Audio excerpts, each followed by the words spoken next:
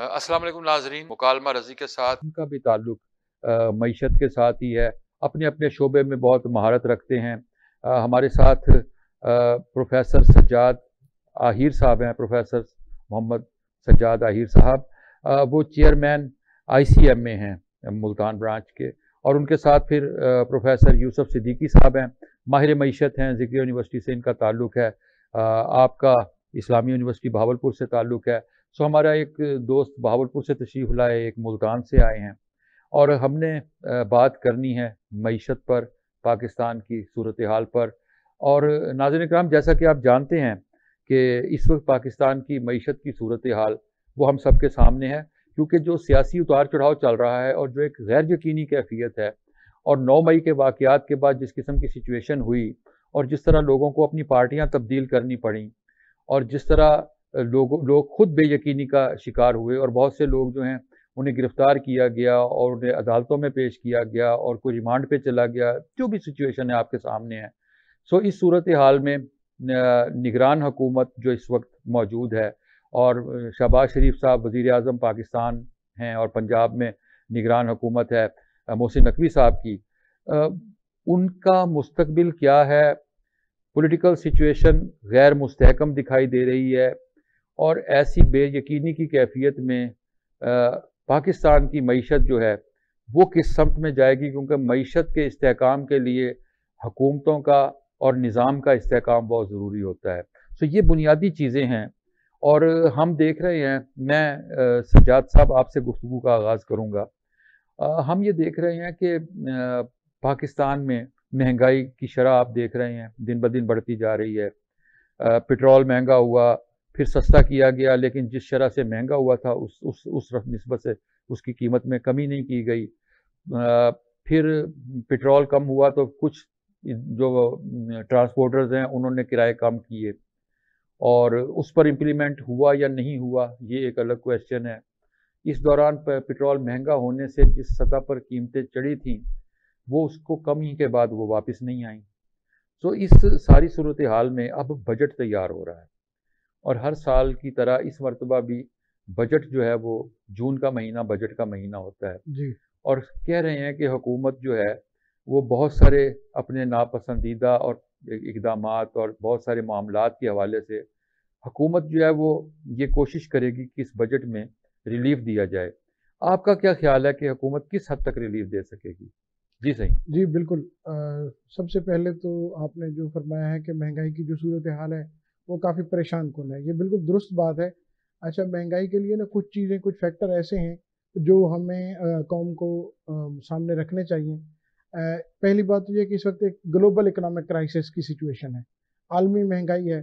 दूसरी बात ये है कि रशिया यूक्रेन वार का भी इम्पैक्ट इकोनॉमिक आया। सिचुएशन पे इम्पैक्ट आ रहा है। बिल्कुल आया। जी हाँ, तीसरी बात ये है कि पाकिस्तान में जो 2022 में फ्लड्स आए हैं, उसकी वजह से भी पाकिस्तान की इकोनॉमिक सिचुएशन और महंगाई में फ़र्क पड़ा है।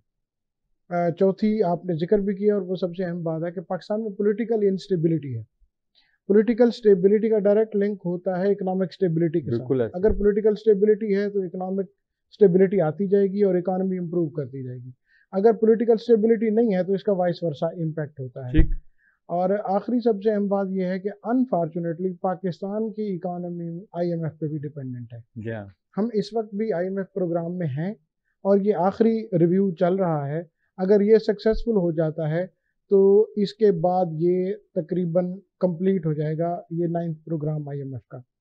लेकिन IMF के साथ एक बड़ी मज़ेदार सिचुएशन है रही साहब। IMF जहाँ जाता है वो मेक श्योर करता है कि उसका कोई भी प्रोग्राम आखिरी ना हो। वो कुछ इंतजामात करते रहते हैं कि अगले प्रोग्राम में भी जाया जाए, उससे अगले में भी जाया जाए। लेकिन आम आदमी के समझने के लिए मैं अर्ज़ कर दूं कि IMF का दूसरा मतलब महंगाई है। बिल्कुल सही है। दुनिया के किसी भी मुल्क में जब IMF एंटर हुआ है तो उसके बाद महंगाई आती है। आप खुद देख लें, 2016 में पाकिस्तान IMF को आखिरी किस्त की पेमेंट के बाद गुड बाय कर चुका था, लेकिन 2019 में फिर IMF के पास जाना पड़ा। और 2019 ऑनवर्ड आप महंगाई को देखें, डॉलर 100 से 300 रुपये पे चला गया है, पेट्रोल भी 100 रुपये से 300 रुपये पे 300 चला, प्लस पे जी हाँ, चली गई चीज़। आटा 32 रुपये से 140 रुपये पे चला गया है, चीनी जो 52 रुपये वाली थी वो 100 रुपये क्रॉस कर चुकी है, और जो कुकिंग ऑयल खाने का था वो भी इस वक्त 700 रुपये से क्रॉस कर चुका है। तो ये सिचुएशन 2019 के बाद की है सारी, अगर आप डाटा निकाल के देख लें तो बहुत परेशान कौन सूरत हाल महंगाई की है, और उसके ऊपर बजट आ रहा है। अब ये ज़हन में रखें कि ये बजट आईएमएफ के प्रोग्राम की इंस्ट्रक्शन के बाद तरतीब दिया जा रहा है, तो उनकी इसमें हिदायत की रोशनी में तरतीब दिया जी जा हाँ, रहा है। इसमें को बहुत अच्छी तवक्को महंगाई से रिलेटेड कौम को नहीं रखनी चाहिए, बिल्कुल क्योंकि सही। इसमें कुछ ऐसे स्टेप्स होंगे जो शायद बिजली की कीमतों पे असर करें, जो शायद पेट्रोल की कीमत, अब इसमें पेट्रोल वाली में एक सिचुएशन बन गई है कि रशिया से हमारी जो पेट्रोल की डील है वो मैच्योर है, और अब रशियन ऑयल अगर आना शुरू होता है तो हो सकता है कि पेट्रोल में कोई अच्छी खबरें आवाम को मिलना शुरू हो जाएं। इसके साथ साथ इलेक्ट्रिसिटी डेफिनेटली उसकी प्राइस बढ़ेगी, अभी बढ़ी भी है 1.5 हफ्ता पहले, और बजट में भी शायद इसी तरह अनाउंस हो।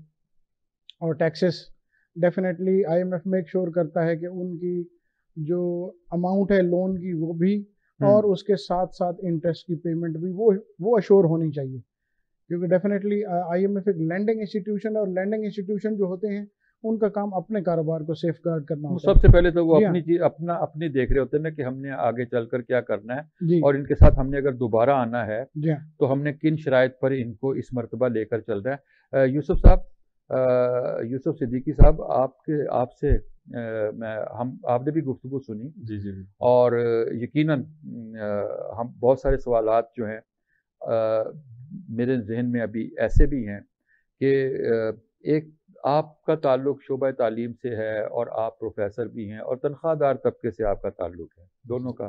जी। अब तनख्वाहदार तबका जो है, ताजिर तो अपने इस हिसाब से अपने मुनाफे को बढ़ा लेता है, कोई भी चीज़ें हों, वो कहीं टैक्सों के मामले में, अच्छा तनख्वाहदार तबके ने टैक्स भी देना है, उसका टैक्स तो वैसे ही उसकी तनख्वाह से काट के उन्हें वापस मिलती हैं चीज़ें, और उसके बाद उसने उसी लगी बंधी में गुजारा करना है।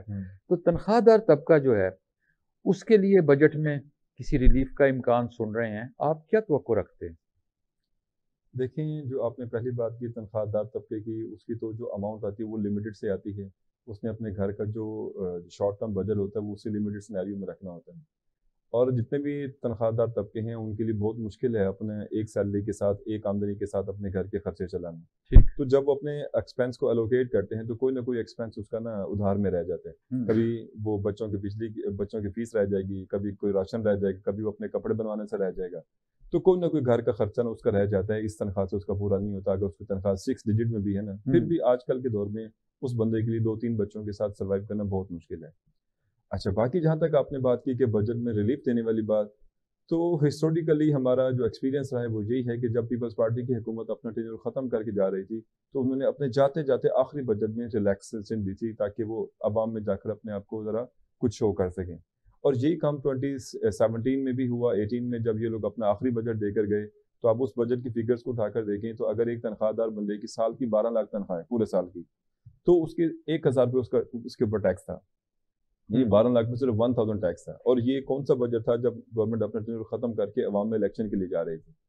तो जब अगली गवर्नमेंट आई उसको फिर बजट चेंज करना पड़ा। और जब इमरान खान को जब इंडिकेशन मिलने लगे कि उसकी गवर्नमेंट अब मजीद सर्वाइव नहीं कर सकती तो उसने भी पेट्रोलियम प्राइसेस को रोक के रखा, फ्रीज कर ली थी कर लें। अब जब अगली गवर्नमेंट आई उसके लिए वही मुश्किल आती। तो अगर आप हिस्टोरिकली 3 टेन्योर्स को देखें तो ये जो सियासतदान पॉलिटिक्स होती हैं ये जाते जाते अगले के लिए कोई ना कोई बैरियर बना कर जाती हैं, कोई ना कोई प्रॉब्लम क्रिएट करके जाती हैं। हिस्टोरिकली ऐसा होता है। तो अब देखें, अब शायद ये गवर्नमेंट का आखिरी बजट बनता है जो टेन्योर चल रहे हैं 5 ईयर्स वाले, तो ये उनका आखिरी बजट बनता है। तो अगर हिस्टोरिकल एनालिसिस देखा जाए तो शायद ये इस बजट में अवाम को कुछ ना कुछ रिलैक्सेशन देकर जाए। लेकिन वंस अगेन आपने अपनी प्रोग्राम की तमहीद में कहा था कि स्टिल इतनी इंस्टेबिलिटी है कि अब हमें अपने कल का नहीं पता कल क्या होने जा रहा है, तो हम कहाँ बैठ कर जरा लॉन्ग टर्म प्लानिंग करें। लेकिन फिर भी जो हिस्टोरिकल एक्सपीरियंस है, हमारे जो माशी आदाद शुमार होते हैं उनमें कुछ ना कुछ बात ये फील होती है कि सम एक्सटेंट तक गवर्नमेंट को रिलैक्सेशन जरूर देना पड़ेगी। और फिर अगली बात, हम IMF के मोहताज भी हैं, तो जब पैसे उसके होंगे तो हमेशा रायत उसकी माननी पड़ेगी डेफिनेटली। बिल्कुल। अच्छा, उन्होंने बहुत अच्छी बात की बजट के हवाले से। मेरे हिसाब में तो बजट का एक और बैरोमीटर भी है। मैं कल एक जगह बात हो रही थी तो मैंने ये कहा कि ये बजट बताएगा, ये वाला बजट, कि अगर तो इसमें मामूल के रिलैक्सेशन मिलती है तो इसका मतलब तो ये होगा कि आप सुकून से रहें।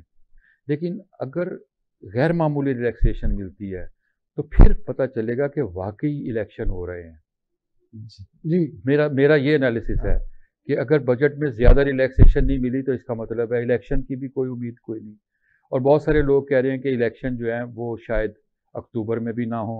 ये भी एनालिसिस हो रहे हैं कि अगर इलेक्शन अक्टूबर में नहीं हो रहे, फ़र्ज़ किया, तो फिर बजट में कुछ नहीं मिलेगा। लेकिन एक और फिर इसके साथ साथ ये भी सवाल पैदा होता है कि हमारे यहाँ गैर सरकारी अखराजात, गैर तरक्याती अखराजात वो बहुत ज़्यादा होते हैं। जी हाँ। अब हमारे बजट में का एक बड़ा हिस्सा जो है उसमें तो कर्ज़ों की अदायगी के मामलात होते हैं और उनका असर यकीनन अवाम पर पड़ता है। और उसके अलावा फिर गैर तरक्याती अखराजात, बहुत सारी चीज़ें, आसाइशें, जो हमारे यहाँ ब्यूरोक्रेसी है, सिविल है और मिलिट्री, दोनों ब्यूरोक्रेसीज जो हैं उनकी आसाइशें, जजों की तनख्वाहें, आपने भी सुन ली कि प्राइम मिनिस्टर की तनख्वाह में और जजों की तनख्वाहों में कितना बड़ा फ़र्क मौजूद है। और ये सुनकर अवाम को पहली मरतबा पता चला कि हमारे जज जो हैं वो कितनी बड़ी सहूलतें ले रहे हैं। और हम तो फ़ौज को ही और सियासतदानों को ही बुरा भला कहते रहते हैं, जजों के बारे में तो बात करते हुए हमें डर लगता है, और वैसे बड़े अच्छे होते हैं इसलिए हमें डरना चाहिए। तो क्या कहेंगे आप इस बारे में? जी बिल्कुल सही बात है। इसमें सबसे इम्पोर्टेंट बात यही है कि गवर्नमेंट जो है अपना आखिरी बजट की, मतलब अगर देखें लीगली तो आखिरी बजट देने जा रही है, और उस बजट में जैसे यूसुफ साहब ने फरमाया कि कोई ना कोई रिलीफ, ताकि दोबारा, हाँ जी, क्योंकि पॉलिटिशियन जो होता है वो पब्लिक में जाता है दोबारा, तो इसलिए उसको वो स्टेप्स लेने पड़ते हैं। लेकिन अनफॉर्चुनेट सिचुएशन इस तरह है कि ज़ाहिर IMF हर एक उस स्टेप को बहुत क्रिटिकली देखता है जिसमें रिलीफ का उसको थोड़ा शायबा भी हो। कि जी अगर पेट्रोल है तो रशियन डील हमें डिटेल नहीं बताई गई, वो रुक गए। अच्छा जी, पेट्रोल रशिया से सस्ता आ रहा है तो पहले हमें डिटेल दें, फिर हम देखेंगे कि इसमें कोई रिलीफ दिया जा सकता है कि नहीं दिया जा सकता। इसी तरह इलेक्ट्रिसिटी की प्राइसेस हैं, इसी तरह बाकी कोई सब्सिडी है। तो इसमें ले दे के जो एरिया बचता है वो यही है कि करंट सिचुएशन में सैलरीड क्लास जो है वो सबसे ज़्यादा पिसी है। आप समझें एक तरह से क्रश हो गई है कि एक तो रुपी डी वैल्यू हो गया, उसकी जो वैल्यू है 1/3 रह गई। मतलब 100 से 300 तक जब डॉलर गया है तो अब रुपये की वैल्यू एक्चुअली 1/3 रह गई है। अच्छा, उसके साथ साथ जो महंगाई है मुल्क में वो 41% तक चली गई है। अब 41% या 40% का फिगर जब किसी मुल्क में महंगाई टच करती है तो वो हाइपर इन्फ्लेशन है ऑलमोस्ट। तो इसमें तनख्वाहदार तबके के लिए हुकूमत को मैं तो यही तजवीज़ दूंगा कि जितने मर्जी हाथ बंधे हुए हों, एटलीस्ट सैलरीड क्लास को 2 एरियाज में रिलीफ देना चाहिए। सबसे पहली बात तो मैं ये समझता हूँ कि जो एग्जाम्पशन लिमिट है वो 12 लाख रुपए कर देनी चाहिए 6 लाख से बढ़ा के। अब 12 लाख का मतलब ये कि अगर किसी की 1 लाख रुपए तनख्वाह है तो उस पर टैक्स ना हो बिल्कुल सही, कम से कम, क्योंकि इस वक्त 1 लाख में भी घर का बजट बनाना इम्पॉसिबल लगता है अगर किसी की। और दूसरी बात यह है कि एटलीस्ट 50% तक जो सैलरीड क्लास है उनकी सैलरी को इंक्रीज किया जाए। जी हाँ, आपको सेविंग के बहुत सारे और एवेन्यूज मिल सकते हैं। जैसे आपने फरमाया है, मैंने एक डाटा देखा था कि अगर जो आपकी अशराफिया जिसको हम कहते हैं, सिविल ब्यूरोक्रेसी, मिलिट्री ब्यूरोक्रेसी और जो एलीट क्लास है, इनकी सिर्फ 5% प्रिविलेजेस जो हैं उनके ऊपर कट लगा दिया जाए, उनकी सैलरीज नहीं, उनकी बाकी नहीं, सिर्फ 5% प्रिविलेजेस, तो 400 अरब रुपए की बचत हो सकती है। लेकिन फ्री फ्यूल है, फ्री यूनिट्स है। वो बात आपकी सही है, लेकिन ऐसी कोशिश में जुनेजो साहब की हुकूमत खत्म हो गई थी, आपको याद बिल्ली के गले में घंटी बांधे कौन। नाज़रीन इकराम, हम एक ब्रेक पर चलते हैं, ब्रेक के बाद हम दोबारा आएंगे और यहीं से अपनी गुफ्तगू को आगे बढ़ाएंगे। देखते रहिए मुकालमा रज़ी के साथ। मुकालमा रज़ी के साथ मैं आपका मेज़बान रज़ीउद्दीन रज़ी।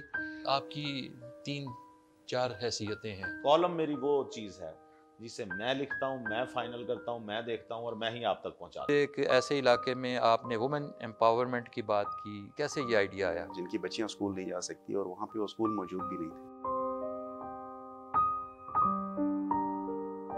पहले के लिटरेचर और बाद के लिटरेचर में आप क्या डिफरेंशिएट करेंगे? जहाँ तक मेरा ताल्लुक है तो मैं उस तारीख से ताल्लुक रखता हूँ जिसको कहते हैं आर्ट फॉर आर्ट सेक।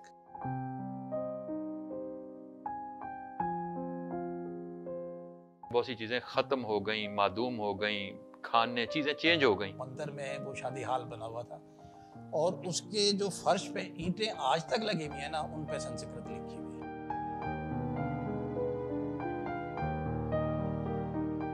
इंसान पहले आया था तबाह। और इसलिए उसकी फोकियत है।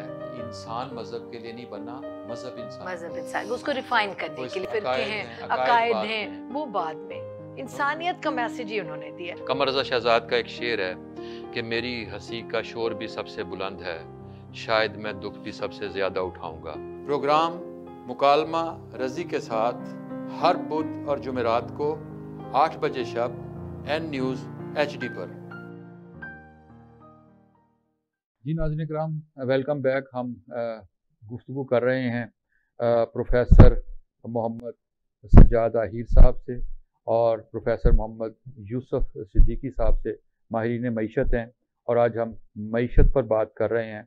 और जैसा भी आपने वक्फे से पहले हमारी गुफ्तगू सुनी और हम ये गुफ्तगू कर रहे थे कि अशराफिया जो है वो किस अंदाज में सहूलतें हासिल कर रही है, और वो सहूलतें जो आवाम के हिस्से में आनी चाहिए वो उन्हें दी जाती हैं, और फिर आवाम के हिस्से में सिवाय टैक्सों और महंगाई के कुछ भी नहीं होता। तो ज़फ़र साहब, सज्जाद साहब, हमने अभी जो बातें की आसाइशों की, गैर तरक्याती अखराजात की, कहाँ कहाँ कुछ तजावीज़ आप दीजिए कि कहाँ कहाँ कट लग सकता है, कहाँ कहाँ चीज़ें हैं जो रोकी जा सकती हैं, कौन कौन सी ऐसी गैर ज़रूरी चीज़ें हैं जो हमें नज़र आती हैं लेकिन वहाँ पर जलते हैं हमारे भी और सियासतदानों के भी। जी बिल्कुल। पाकिस्तान को बने हुए 75 साल हो गए हैं जी। और इन 75 सालों में आज तक हमेशा जब भी बुरा वक्त या कड़ा वक्त आया है तो आवाम ने कुर्बानी की है। सारे का सारा बोझ जो है वो आम आदमी पे डाला गया है और आम आदमी ने बर्दाश्त किया है। मेरा ख्याल अब वक्त आ गया है कि अब इस बोझ को, जो इससे पहले जिसको हम अशराफिया कहते हैं, वो उनको अब बोझ बांटना होगा। मेरी ज़ाती राय ये है कि मुल्क है तो हम हैं। आपने 9 मई का जिक्र किया। 9 मई के वाक़यात की शदीद तरीन अल्फाज में मजम्मत हर तबके को करनी चाहिए। सब कर रहे हैं, करनी भी चाहिए। पॉलिटिशियन हैं उनको करनी चाहिए, आम आदमी है उसको करनी चाहिए, मईशतदान है उनको करनी चाहिए। सबसे इम्पोर्टेंट बात यही है कि हमारा वजूद इस मुल्क के साथ है। जब मुल्क की सलामती पे चाहे वो अंदर से कोई अटैक करता है या बाहर से, तो अब उसका जवाब यही होता है कि अगर मुल्क नहीं है तो फिर हम भी नहीं हैं। बिल्कुल सही। तो इसलिए इसमें कोई दो राय नहीं है। मैं तमाम देखने वालों को ये अर्ज़ करना चाहता हूँ कि पॉलिटिशियंस अगर आपको एक मुल्क की सलामती के ख़िलाफ़ कभी को बात करते हैं तो उसी वक्त ये तय कर लें कि ये वो रेड लाइन है जो कभी क्रॉस नहीं होनी चाहिए। आप उसी वक्त उस पॉलिटिशियन को, उस पार्टी को इनकार कर दें जो मुल्क की सलामती, मुल्की इदारों पे अटैक करने की बात करे, मुल्की इदारों के ख़िलाफ़ आपकी ब्रेन वाशिंग करे। अनफॉर्चुनेटली प्रोपेगेंडा और इंफॉर्मेशन के दौर में ना नौजवानों को इस्तेमाल ज़्यादा किया जाता है, क्योंकि उनके पास जो इन्फॉर्मेशन होती है उसको क्रॉस चेक या वेरीफाई करने की देर वो नहीं, तो हमारे यहाँ रुझान ही नहीं है। रुझान नहीं है और ज़हनसाजी इस तरह हो जाती है कि जब सानिया हो जाता है तो फिर हमें लगता है कि वो ये सानिया हो गया है। वो जैसे कहते हैं ना कि वक्त करता है परवरिश बरसों, हादसा एकदम नहीं होता। तो 9 मई एकदम नहीं हुआ, ये आउट ऑफ नो वे नहीं था, इसकी तैयारी होती है और उसके बाद ये इतना बड़ा वाक़या होता है। 1971 के बाद मैं इसको दूसरा सबसे बड़ा वाक़या समझता हूँ। बहरहाल इतनी मुश्किल सिचुएशन में आपने जैसे कहा कि कोई बेहतरी की उम्मीद भी है, क्या हमें कोई उम्मीद लगानी चाहिए कि मईशत बेहतर होगी, महंगाई कम होगी? मैं कट्स की बात कर रहा था। जी हाँ, वो कहाँ? अब रिवायती तरीके से हमने करके देख लिया है, उसमें बचत नहीं होती और फिर सारा बोझ आम आदमी पे चला जाता है। तो चंद तजावीज़ हैं। सबसे पहली बात तो मैं पहले अर्ज़ कर चुका था कि अशराफिया अगर वॉलंटरली अपनी मराआत रिटर्न कर दे तो मेरे ख्याल है अब 75 साल बाद भी उनके लिए ये अच्छा सौदा है, बुरा सौदा नहीं होगा।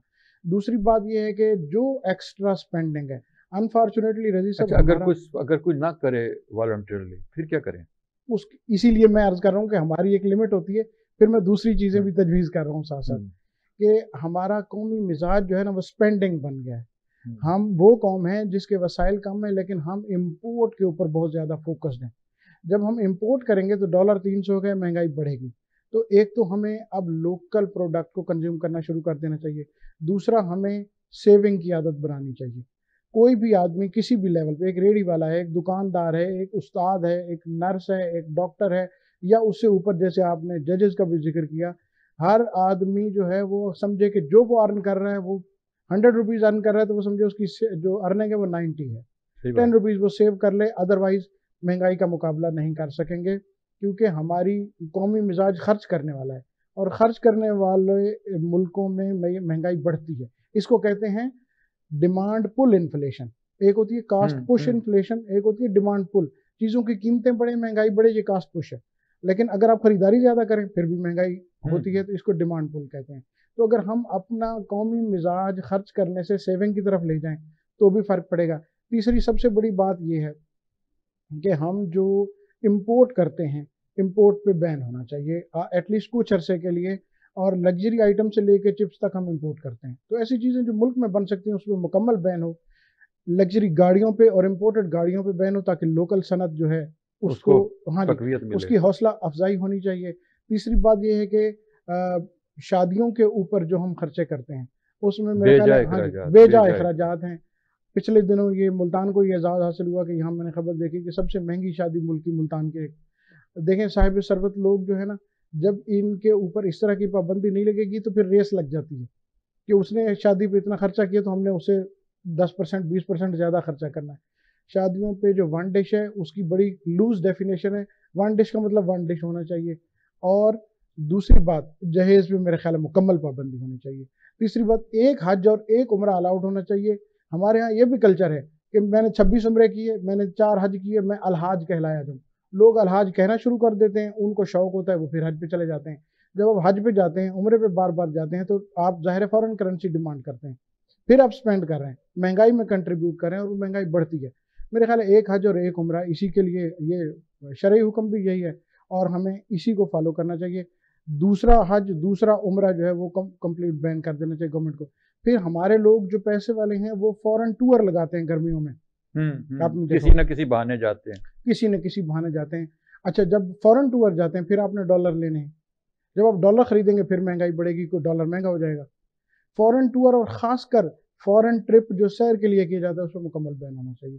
ये थोड़े अरसे के लिए है, अब इसमें चंद लोगों के लिए मैं तजावीज़ दे रहा हूँ कि उनको फ़र्क पड़ेगा और 25 करोड़ का फ़ायदा हो जाएगा। यूसुफ साहब बहुत अच्छी तजावीज़, आपसे भी तजावीज़ लेंगे, लेकिन मैं फ़िलहाल ये पूछना चाहूँगा आपसे कि हमारे यहाँ ये जो बोझ है जिसे हम शिफ्ट करने की बातें कर रहे हैं कि आम आदमी जो है उसके ऊपर है ये बहुत सारा बोझ, उससे सनतकारों पर और जागीरदारों पर कैसे शिफ्ट किया जाएगा? देखिए, जब आप ये इस बोझ को शिफ्ट करने की बात करते हैं तो जब आप लोअर क्लास से बोझ उठाकर अपर क्लास पर डालेंगे तो आपको वजन ज़्यादा उठाना पड़ेगा, यानी ज़्यादा एफर्ट करना पड़ेगी। जैसे आप पहाड़ की तरफ चलते हैं वजन उठाकर तो आपको एनर्जी ज़्यादा पुट करना पड़ती है। बिल्कुल सही। तो एग्जैक्टली ये भी इसी मैनर्स में है। अगर आप अपना बोझ गरीब पर डालना बहुत आसान है, पानी नीचे की तरफ बहता है, आप जितना मर्जी बोझ इधर ट्रैवल करते जाएं। लेकिन जब आप उसको ऊपर शिफ्ट करेंगे आपको बड़ी स्ट्रगल करना पड़ेगी। मसलन जैसे हम कट की बात कर रहे हैं, यूसुफ गिलानी साहब ने क्या किया था, जो वापडा एम्प्लॉइज थे उनके यूनिट्स को स्टॉप करने की कोशिश की थी।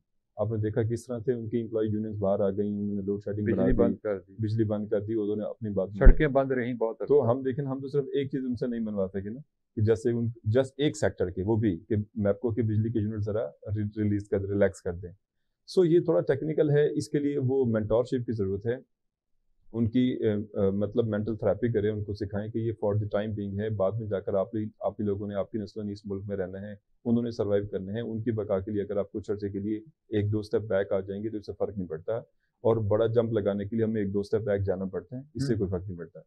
बाकी हमें अपनी लोकल इंडस्ट्री डेफिनेटली लगानी चाहिए। मैं 2-3 और टीवी चैनल्स के प्रोग्राम में ये वाली बात कर चुका हूँ कि जब तक हमारी local factory, local production system improve नहीं करेगा, हम फॉरेन पर, इम्पोर्ट पर डिपेंडेंट होते रहेंगे। अब जब लोकल को अगर आप उसमें जाते हैं तो उसके एक अलग प्रोज एंड कॉन्स हैं। अगर आप एक लोकल मैन्युफैक्चरर की तरफ जाते हैं तो उसके अलग मसाइल हैं। आप किसी छोटे industry, SME, small and medium enterprise sector को उठाकर देखिए, उसके लिए बहुत सारे मसाइल हैं। तो उसके मसाइल देखिए ना, मुल्तान में बहुत सारी जो है ना घरेलू सनतें हैं। हम अपने शहर की बात करते हैं, खड्डियाँ लगी हुई हैं, दस्तकार बैठे हैं, उन लोगों के अलग मसाइल हैं। उनके लिए तो बिजली का बिल ही काफी है। लोकल मैन्युफैक्चरिंग हमारी जो है ना, वो हमारी पाकिस्तान की मार्केट में सर्वाइव नहीं कर सकती। उसके मेजर रीजन हमारी कॉस्ट ऑफ प्रोडक्शन बहुत ज्यादा है, हमारे टैक्सेस बहुत ज्यादा है, हमारी बिजली बहुत ज्यादा है, हमारे यहाँ जो महंगाई है उसकी वजह से हमें मजदूर को उजरत ज्यादा देनी पड़ती है, ट्रांसपोर्टेशन, मटीरियल की ट्रांसपोर्टेशन बहुत महंगी है, और लॉ एंड ऑर्डर की जो डॉक्यूमेंट्री चीज़ें हैं वो बहुत सारे हैं, आपको बहुत सारे कानून को फॉलो करना पड़ता है, फैक्ट्री के हैं, ड्रेनेज के हैं, मैपको के हैं, सोशल सिक्योरिटी के हैं, सो बहुत सारे कानूनी लवाजमात भी आ जाते हैं। सो उसकी कंप्लाइंस कॉस्ट भी बहुत ज़्यादा है। इन सारी चीज़ों को अगर मिलाकर देखते हैं तो हमारी कॉस्ट बहुत ज़्यादा जाकर पड़ती है, और जब आप उसको फिर इंटरनेशनल प्रोडक्ट के साथ कंपैरिजन करते हैं तो एक मेजर डिफरेंस नहीं रहता। तो फिर इसलिए जो हमारा बायर होता है उसकी ख्वाहिश होती है कि जब इसमें थोड़ा सा ही फर्क है, ये प्रोडक्ट लोकल 100 रुपए की है, फॉर इम्पोर्टेड 130 रुपए की है, वो फिर 20-30 को नहीं देते, वो फिर इम्पोर्टेड की तरफ शिफ्ट करते हैं। तो अगर हम लोकल इंडस्ट्री को डेफिनेटली हमें प्रमोट करना चाहिए, और उसमें एक मेजर रीज़न यही है कि हमारी कॉस्ट ऑफ प्रोडक्शन ज़्यादा है। दूसरी रीज़न एक और भी है कि हमारा जो इन्वेस्टर है ना, वो रियल एस्टेट में ज़्यादा इन्वेस्टमेंट कर देते हैं। वो एक 2 करोड़ के 2-3 करोड़ में प्लाट लेकर रख लेगा 2 करोड़ के, और वो उन 2 करोड़ से इंडस्ट्री नहीं लगाएगा। अगर वो उसी 2 करोड़ से इंडस्ट्री लगा ले, उस इंडस्ट्री में फॉर एग्जांपल 50-100 लोगों को जॉब, रोजगार मिलता है, रोजगार के बहुत सारी मौके चीजें, मिलते हैं। गवर्नमेंट का जीडीपी बढ़ता है, 100 तरह के एडवांटेज उसको नजर आते हैं। लेकिन अनलकली ज़रा ये चीज़ें इस तरह से नहीं। और अब जो करंट सिचुएशन है 2023 की, मई 2023 की, अब उसमें जो हमारा रियल एस्टेट है वो भी बैकवर्ड आए हुए। तो ये सारे इश्यूज हैं। वही सर वाली बात कि अगर पॉलिटिकल स्टेबिलिटी आ जाएगी तो ये चीज़ें ग्रेजुअली ये भी स्टेबल हो जाएंगी, और जब तक स्टेबिलिटी नहीं आती तब तक हमें ये वाले बैरियर्स, ये वाले इश्यूज फेस करने पड़ेंगे। आपने बहुत अच्छी बात की। हम इंडस्ट्री की बात कर रहे थे। जी हाँ। आपने देखा टेक्सटाइल इंडस्ट्री हमारे यहाँ बहुत हाइप पर गई थी, जी और उसके बाद वो एकदम डाउनफॉल की जानिब आ गई, जी हाँ। और टेक्सटाइल इंडस्ट्री से लोग, फिर दूसरी एक और हमने देखी कि पाकिस्तान से चीज़ों का शिफ्ट करना शुरू कर दिया लोगों ने बांग्लादेश की फ्लाइट जानिब। Of capital. हाँ, फ्लाइट ऑफ कैपिटल भी और फ्लाइट ऑफ इंडस्ट्री भी। अब लोगों ने यहाँ से इंडस्ट्रियाँ ले जा, आपने देखा कि बहुत सारे लोग हैं जिन्होंने अपनी इंडस्ट्रियाँ पाकिस्तान से शिफ्ट कर दी, जी हाँ। और वो बांग्लादेश को उन्होंने एक मरकज़ बना लिया। जी और इस हवाले से आप क्या कहेंगे? बिल्कुल सही बात है। बांग्लादेश जो है उसमें आप ये देखें कि कुछ अर्सा पहले तक आपकी जो पर कैपिटा इनकम जिसको हम बोलते हैं, ये बेंचमार्क होता है कि एक मुल्क में खुशहाली है या नहीं है, तो बांग्लादेश से ज़्यादा थी। अब इस वक्त सिचुएशन ये है कि हमारी पर कैपिटा जो है वो बांग्लादेश से कम है, और काफ़ी ज़्यादा कम है। मतलब बांग्लादेश भी इकोनॉमिकली हमसे ज़्यादा बेहतर है। अच्छा, इसमें पाकिस्तानी इंडस्ट्रियलिस्ट में जैसे कॉटन का आपने बताया कि एक वक्त का बड़ा बूम था टेक्सटाइल इंडस्ट्री पे, फिर वो शुगर की तरफ शिफ्ट हो गया, और टेक्सटाइल जो है वो टेक्सटाइल मिल्स और टेक्सटाइल ओनर जो हैं वो सेकंड प्रायोरिटी पे चली गए, और वो इतने बड़े इंडस्ट्रियल यूनिट्स तो बहुत सारे लोगों के रोज़गार का भी बंदोबस्त हो रहा होता है। और पाकिस्तान क्योंकि एग्री लैंड है, तो इसकी कॉटन से प्रोडक्ट बन के एक एक्सपोर्ट का भी एक चैनल था, जो जाहिर है वो अब नहीं हमारे पास अवेलेबल। डेफिनेटली पॉलिसीज़ में इनकन्सिस्टेंसी एक बड़ी रीज़न है, जिसकी वजह से इंडस्ट्रियलिस्ट जो होता है ना वो कंफर्टेबल नहीं रहता। अगर इंडस्ट्रियलिस्ट को ये पता हो कि हर दिन, हर नए दिन नई पॉलिसी नहीं आने वाली, और यहाँ स्टेबिलिटी है, यहाँ मेरी इन्वेस्टमेंट जो है वो सिक्योर है, यहाँ आज लॉ जो एंड ऑर्डर फैसले के हुए हैं मसाइल ये नहीं हैं, 2-4-5 साल सस्टेन रहेंगे, और नई जो लॉ एंड ऑर्डर सिचुएशन है वो नहीं होगी, पॉलिटिकल स्टेबिलिटी रहेगी। एक इसी में ज़िम्नी बात मैं अर्ज़ कर दूँ जो आपने शुरू में कही थी कि कोई भी पार्टी हो ना, देखें डेमोक्रेसी होता है सोल्यूशन। हमने मार्शल लॉ भी देखे हैं, हमने सूडो डेमोक्रेसी भी देखी है, हमने हाइब्रिड निज़ाम भी देखा है। पूरी दुनिया में आप ये देखें कि इंसानी तरक्की में जो सबसे अव्वल के मुल्क हैं वहाँ डेमोक्रेसी है, जमहूरियत। तो सोल्यूशन तो एक ही है, डेमोक्रेसी, और उसको कंटिन्यू रहने दिया जाए। कंटिन्यूटी। अगर कंटिन्यूटी ऑफ डेमोक्रेसी है तो उस सिस्टम में ये गुंजाइश है कि वो अपने फ्लॉज को खुद फिल्टर करता है। और ये अमेरिका की डेमोक्रेसी जो है ना, ये शुरू से इतना तरक्की याफ्ता नहीं था, लेकिन कंटिन्यूटी ऑफ डेमोक्रेसी है। हमारे नेबरिंग में इंडिया देखें, कंटिन्यूटी ऑफ डेमोक्रेसी है। सिस्टम अपने आप खामियां दूर करता है, लेकिन अगर आप एक सिस्टम 2 साल चलता है फिर वो 10 साल के लिए आउट हो जाता है, फिर नया सिस्टम, नया तजर्बा आ जाता है। तो ये बड़ी रीज़न है हमारी लेस डेवलप रहने की या स्ट्रगलिंग नेशन होने की। इसके साथ साथ वो जो हम कह रहे थे कि प्रैक्टिकली भी हमें देखना है कि हमारा जो FBR है ये महसूलात जितनी करता है ना, उसका 65% वो डेट सर्विस में चला जाता है, सूद की अदायगी में चला जाता है, क्योंकि हमारे ऊपर डेट बर्डन इतना ज़्यादा है। जो बाकी 35% रह जाता है उसमें से 20% जो है वो डिफेंस में चला जाता है। बिल्कुल ऐसे। ये मेन टॉपिक पर आप आए हैं, इस पर हम थोड़ी देर में बात ये करते हैं। 85% आपका महसूलात चले गए हैं, अब 15% में आपने गवर्नमेंट भी चलानी है और पेंशनें भी देनी है, तो जो पूरा नहीं होता, जब पूरा नहीं होता तो पेंशन तो आपका तकरीबन 1800 अरब रुपए की पेंशन है, इसके साथ साथ आपका 1000 अरब तकरीबन जो है वो PSDP और गवर्नमेंट चलाने का खर्चा है। तो ये आपको हर हाल में चाहिए। डेट सर्विस भी हर हाल में चाहिए, डिफेंस भी चाहिए, तो फिर आपको उधार लेना, मजीद उधार लेना पड़ता है। और अनफॉर्चुनेटली हम उधार लेके सूद अदा करते हैं। ये एक सबसे बड़ी ये रीज़न अलमिया है। है, यही अलमिया है। ये सबसे बड़ा नाज़रीन अलमिया इकराम, गुफ्तगू जारी रहेगी। देखते रहिए मुकालमा रज़ी के साथ। एक ब्रेक के बाद दोबारा मिलते हैं और यहीं से गुफ्तगू को आगे बढ़ाते हैं। मुकालमा रज़ी के साथ मैं आपका मेज़बान रज़ीउद्दीन रज़ी। आपकी 3-4 हैसियतें हैं। कॉलम मेरी वो चीज़ है जिसे मैं लिखता हूँ, मैं फाइनल करता हूँ, मैं देखता हूँ और मैं ही आप तक पहुँचाता हूँ। एक ऐसे इलाके में आपने वुमेन एम्पावरमेंट की बात की, कैसे ये आइडिया आया? जिनकी बच्चियां स्कूल नहीं जा सकती और वहाँ पे वो स्कूल मौजूद भी नहीं थे। पहले के लिटरेचर और बाद के लिटरेचर में आप क्या डिफरेंशिएट करेंगे? जहाँ तक मेरा ताल्लुक है तो मैं उस तारीख से ताल्लुक रखता हूँ जिसको कहते हैं आर्ट फॉर आर्ट सेक।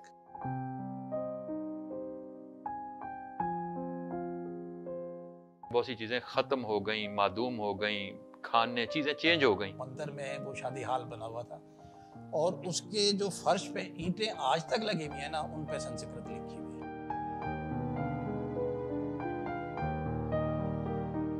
इंसान पहले आया था और इसलिए उसकी फोकियत है।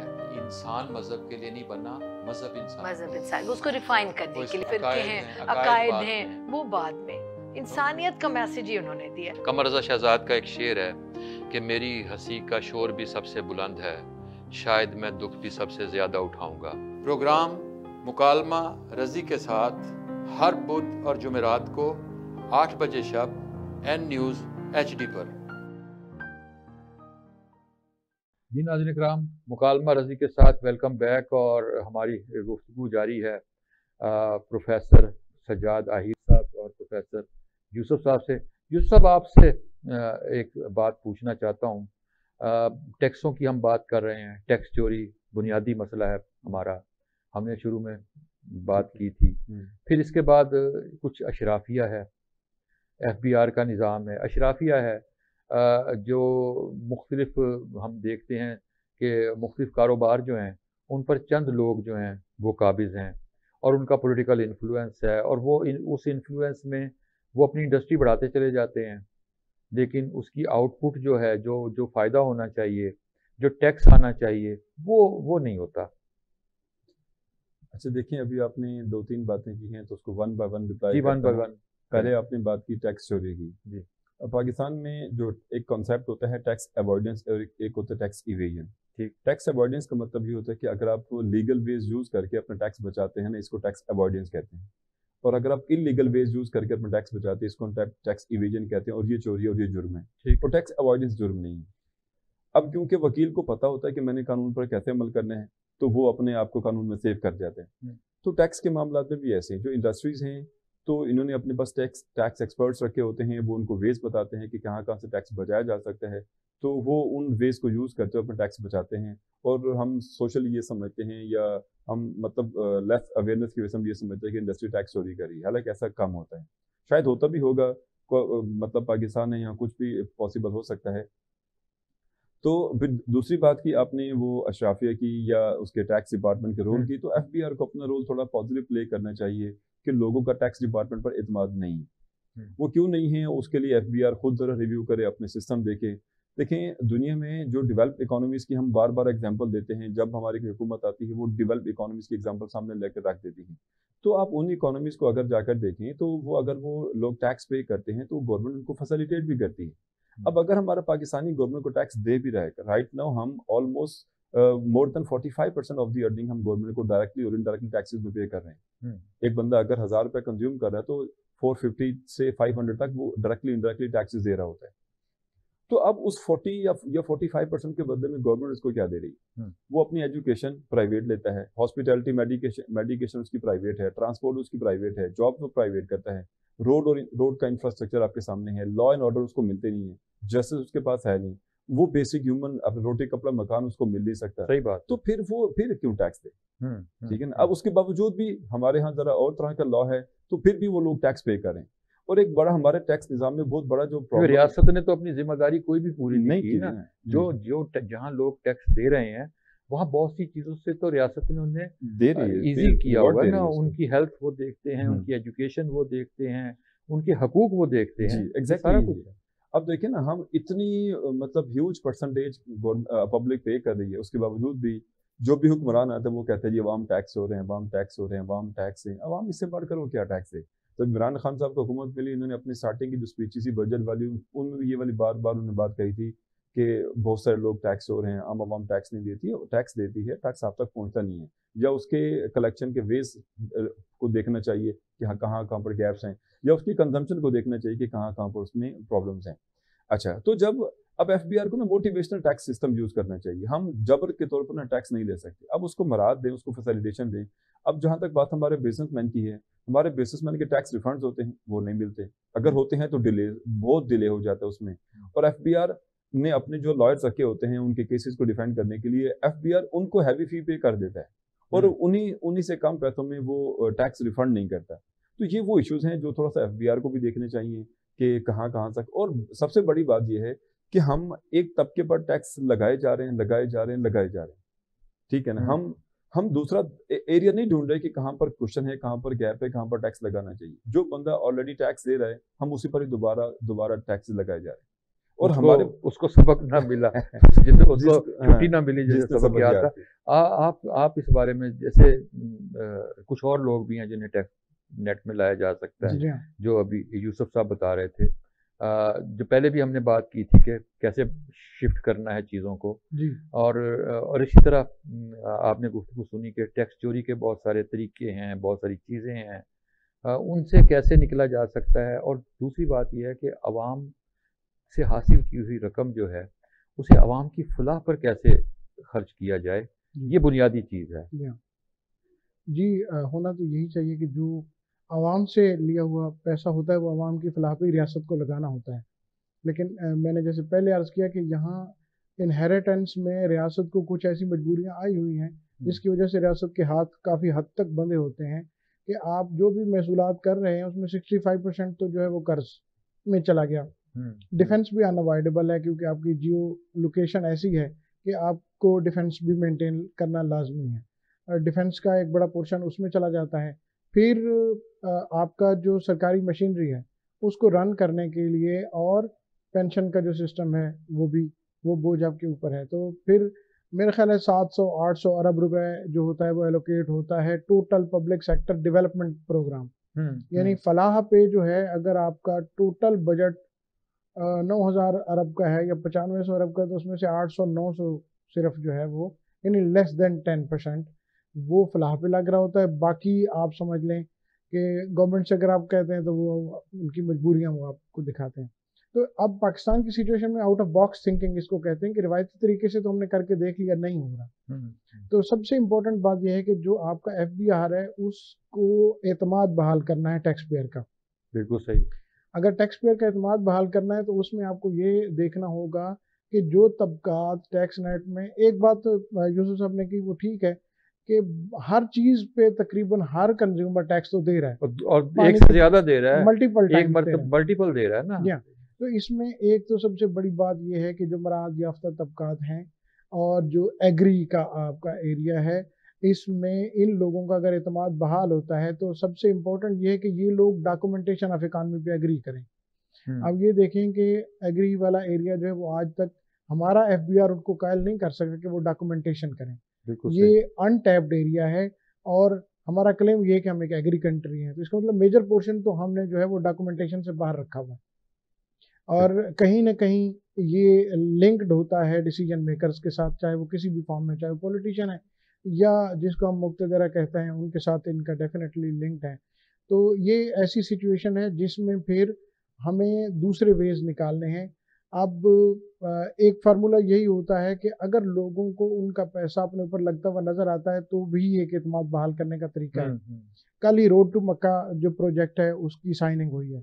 अब ये रोड टू मक्का का मतलब ये है कि पाकिस्तान, ईरान, इराक से होते हुए बाई रोड सऊदी अरब तक लोग ट्रैवल करेंगे, सिर्फ ज़ियारात मुकद्दसा के लिए नहीं, बिजनेस के लिए भी तो डेफिनेटली वो ट्रैवल करेंगे। जहाँ सड़क बनती है वहाँ तो फिर एक रास्ता खुल जाता है ना। और अगर ये कॉरिडोर कंप्लीट होता है तो डेफिनेटली लोग देखेंगे कि उनका पैसा जो है वो उनके ही प्रोजेक्ट से ऊपर लग रहा है। बिल्कुल उसी तरह जैसे सी पैक का एक प्रोजेक्ट था जिसको अनफॉर्चुनेटली पिछले टेन्योर में ऑलमोस्ट जो है वो डोरमेंट कर दिया गया है। और सी पैक ही एक बहुत बड़ी रीज़न थी, मैं ये समझता हूँ कि इसके ऊपर बहुत ज़्यादा पॉलिटिक्स की गई। हालांकि ये अगेन मैंने जैसे अर्ज़ किया कि तमाम पार्टीज़ को बैठ के, कोई भी पार्टी है उसको चार्टर ऑफ इकॉनमी पे साइन करना चाहिए।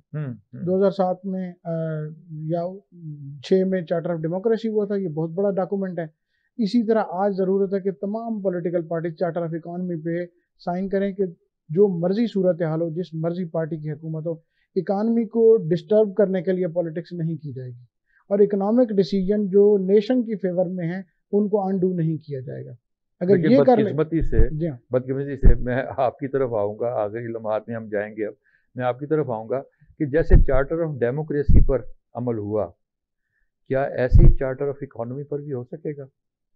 देखिए रजी साहब, हमारे यहाँ तल्ख तजर्बात हैं, आप मुश्किल सवाल पूछते हैं तो उसमें यही है कि आप लोग देख लें माजी में हमने कौन कौन से अपने एग्रीमेंट फुलफिल किए। हमने कई सारे ऐसे एग्रीमेंट किए हुए हैं नेशनली और इंटरनेशनली जिससे हमारी इकोनॉमी को फायदा हो सकता था, लेकिन हम लोकल या इंटरनेशनल प्रेशर की वजह से हम उसको एग्जीक्यूट नहीं कर पाए। और ये हमने सीटो सेंटो से काम शुरू हुआ था ना, हम बहुत सारी एग्जांपल यहाँ पर। अब रिसेंटली आप देखिए हमने ईरान के साथ गैस पाइपलाइन का एग्रीमेंट किया था, हम उसको एग्जीक्यूट नहीं कर पाए। बहुत बड़ा मुआहदा, बहुत बड़ा प्रोजेक्ट था और उससे हमारी बहुत सारी डेफिशिएंसीज मीट अप हो सकती थी। इंडस्ट्री की जो हमारी गैस की शॉर्टेज है वो खत्म हो सकती थी। जैसे ऐसे कई सारे एग्जांपल, शाहरग हमारे हाथ में आ जाती, जब यहाँ से पाइपलाइन इंडिया में जानी थी तो कंट्रोल हमारे पास होना था। तो यही हमारे पास, ये नहीं, still if there is a will there is a way. आज भी जैसे सर कह रहे हैं कि हम अगर चार्टर ऑफ इकोनॉमी पे आ जाते हैं तो 100 तरह के हमारे पास ऑप्शन और भी निकल आएंगे, क्योंकि सिनर्जी के इम्पैक्ट आता है जब दो लोग मिलकर ज्वाइंट एफर्ट के साथ किसी टीम वर्क की तरह लेके चलते हैं तो कामयाबी मिलती ही मिलती है। अब हमारे यहाँ थोड़ा डिसऑनेस्टी आ जाती है, पॉलिटिकल डिसऑनेस्टी आ जाती है, जिसकी वजह से हम लोग मार खा जाते हैं। अदरवाइज जहाँ पर हमारा ये चार्टर साइन हो जाएगा, सारे एग्री हो जाएंगे, तो वहाँ पर चीज़ें बेहतर होना शुरू हो जाएंगी। बिल्कुल सही। अच्छा, आप प्रोग्राम में कुछ तजावीज़ और आपने कुछ तजावीज़ दी हैं, लेकिन आम आदमी को हम कैसे सहूलत दे सकते हैं जो बिल्कुल एक मजदूर है, वो मेहनत कश है, वो उसने घर का सिलसिला भी चलाना है, और फिर जाहिर है ये सारी सिचुएशन जो है ये हमारे यहाँ बदअमनी को भी, जुराइम को भी फ़रोग दे रही होती है, दहशत गर्दी की तरफ भी लोग जा रहे होते हैं।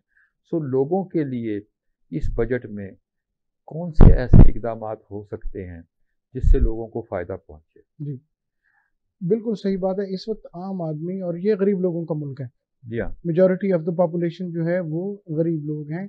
गरीब आदमी के लिए इस वक्त सर्वाइवल मुश्किल है और उसके हलाल भी कमाना चाहता है, अपनी फैमिली को फीड भी करना चाहता है, लेकिन इस वक्त पोजीशन उसकी नहीं है। तो गवर्नमेंट को सबसे पहले तो मेरे ख्याल है कि पहला रोल गवर्नमेंट का है, और इसमें दूसरा रोल जो है आम आवाम का भी है। गवर्नमेंट का रोल ये है कि इसमें प्राइस कंट्रोल मैकेनिज्म की पूरी मशीनरी है गवर्नमेंट की। अनफॉर्चुनेटली होता यह है कि हम ऐसी कौम है कि अगर डॉलर या पेट्रोल की प्राइस बढ़ी है ना, तो हमने हर चीज़ की प्राइस बढ़ा देता है। हमारा जो बिजनेस कम्युनिटी है जो डॉलर या पेट्रोल से तयशुदा रेशो के बगैर बढ़ा देता है, क्योंकि उनको एक जवाब मिल गया कि डॉलर बढ़ा है या पेट्रोल बढ़ा है, हालांकि उस चीज़ का ताल्लुक उससे नहीं होता। तो प्राइस कंट्रोल मैकेनिज्म और प्राइस मैजिस्ट्रेट को एक्टिव करने की ज़रूरत है। वो अगर अपनी ड्यूटी पूरी करेंगे तो वो चीज़ें जो हमारे मुल्क में हैं, इम्पोर्टेड नहीं है, डॉलर और पेट्रोल से लिंक नहीं है, एटलीस्ट जिनको हम एसेंशियल कहते हैं, लाजमी चीज़ें, उनकी प्राइस ना बढ़े। दूसरी चीज़ हमारी है कि एज ए नेशन हमें भी देखना है कि हमें जब भी कोई मौका मिलता है, अब देखें कि गंदम की प्राइस का लग रहा है लोगों को कि उसकी प्राइस बढ़नी है, तो हमने वो स्टॉप करना शुरू कर दी है। अब इसमें तो गवर्नमेंट का रोल नहीं है, ये तो हमें अपनी नेशनल ड्यूटी पूरी करनी है कि गंदम को स्टॉक करके चंद लोग तो प्रॉफिट कर लेंगे, लेकिन उसके बाद जो फूड का क्राइसिस आएगा उसमें इफेक्ट होने वाले 90% लोग होंगे, आम आदमी। बिल्कुल उसी तरह हमने डॉलर स्टॉक किए हुए हैं। जैसे ही हमने देखा कि अपॉर्चुनिटी अराइज हो रही है, डॉलर ऊपर जा रहा है, तो अब देखें मार्केट से डॉलर गायब हो गया, लोगों ने डॉलर में करेंसी को जो है वो रखना शुरू कर दिया। और फिर हमें कुछ हमसाए भी इसी तरह डॉलर प्राइस की दुकानें आ गई। जी, डॉलर प्राइस की दुकानें आ गई। फिर डॉलर की अफगान बॉर्डर से स्मगलिंग भी बड़ा इशू है, उसको भी गवर्नमेंट को कंट्रोल करना। यूसुफ साहब, आखिर में 2-3 तजावीज़ आपकी जानिब से, जैसे अभी हमने प्रोफेसर साहब से, सजाद साहब से। जी, जहाँ तक मेरी रिकमेंडेशन है गवर्नमेंट की तरफ जो आने वाले बजट में है, वो यही है कि गवर्नमेंट सबसे पहले तो जो टैक्स नेट है ना वो बढ़ाए। ठीक है ना, गवर्नमेंट डायरेक्ट टैक्स बढ़ाए, इनडायरेक्ट टैक्स ना बढ़ाए। अनफॉर्चुनेटली हमारे पाकिस्तान में जो इनडायरेक्ट टैक्स होते हैं वो बढ़ा दिए जाते हैं। जैसे अभी हमने फेब मार्च में किया, पहले हमारे पास सेल टैक्स 17% था, हमने उसको बढ़ाकर 18% लिया। 1% की तो हमने असेंबली से अप्रूवल ली है, लेकिन जो 18 से बढ़ाकर हमने 25% की है, हमने कई सारी कमोडिटीज़ को लग्जरी आइटम की डेफिनेशन में फॉल कराया और उस पर हमें 25% टैक्स लगा दी। अब जैसे फ्रूट ड्रिंक्स हैं या मिनरल वाटर की बोटल्स हैं या आइसक्रीम वगैरह है, इस टाइप की कई सारी आइटम पर 25% तक हम टैक्स पे कर रहे हैं। तो हमने वंस अगेन इनडायरेक्ट टैक्स बढ़ा दिया। अब गवर्नमेंट को चाहिए कि डायरेक्ट टैक्स बढ़ाए, इनडायरेक्ट टैक्स ना बढ़ाए, क्योंकि इनडायरेक्ट टैक्स से आम आदमी सफर करता है, डायरेक्ट टैक्स से वो बंदा सफर करता है जिसने बेनिफिट लिया होता है। बिल्कुल सही। दूसरा, टैक्स ब्रैकेट बढ़ाया, टैक्स नेट बढ़ाया जाए, अल्टरनेट वेज लाए जाए, उन लोगों को टैक्स के ब्रैकेट में लाया जाए जो पहले से टैक्स नहीं दे रहे। पाकिस्तान में एक ह्यूज बिजनेस कम्युनिटी ऐसी है जो बहुत सारी अर्निंग कर रही है, लेकिन टैक्स वो पे टैक्स नहीं देते। टैक्स नेट को बढ़ाना वक्त की सबसे बड़ी ज़रूरत है। बहुत अच्छी गुफ्तगू हुई आप दोनों के साथ और मैं शुक्रगुजार हूँ सज्जाद आहिर साहब आपका और यूसुफ सिद्दीकी साहब आपका। आपके साथ जो हमारी गुफ्तगू हुई, यकीनन हमारे नाजरीन ने को उससे बहुत कुछ समझने का मौका मिलेगा। नाज़रीन किराम, प्रोग्राम मुकालमा रज़ी के साथ अपने इख्तिताम की जानिब बढ़ रहा है। अपने मेज़बान रज़ीन रज़ी को इजाज़त दीजिए। आइंदा हफ्ते दोबारा मिलेंगे नए मेहमानों के साथ। देखते रहिए एन न्यूज़।